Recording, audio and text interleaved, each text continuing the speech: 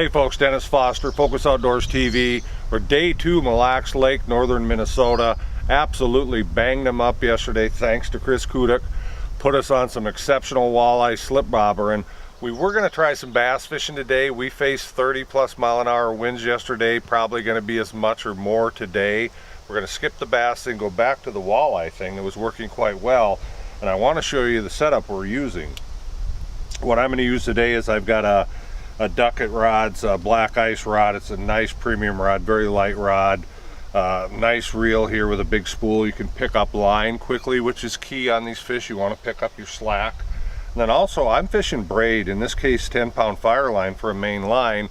Once again, it's nice to pick up slack, no stretch to make sure you contact these fish and get the hook driven home.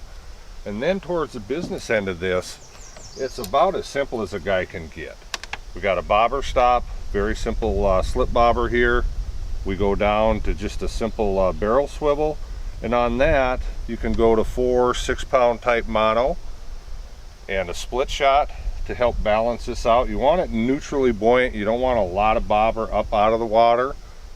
And then right down, and this is something Chris turned us on to here, some local knowledge, is just a 32nd ounce, kind of a blue and off-white jig here. And I tell you, these fish were absolutely smacking the snot out of it with a leech. And the thing I like about this setup too is if you do hang up or over some rocks and some gravel, is you simply break off the mono. You've got your bobber, you're not chasing your bobber down or having to replace it, and then you just simply tie in a new leader and away you go. You can even have them pre-tied. Situations like Devil's Lake where you're fishing in a lot of timber, common to break off a lot. You can simply have a spool of leaders pre-tied. All you have to do is tie into your barrel swivel and away you go.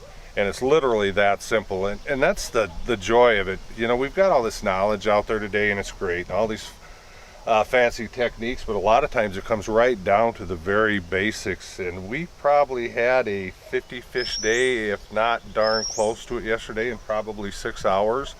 I would anticipate the same. So stick around, we're going to go put this to work and show you a little bit more in action.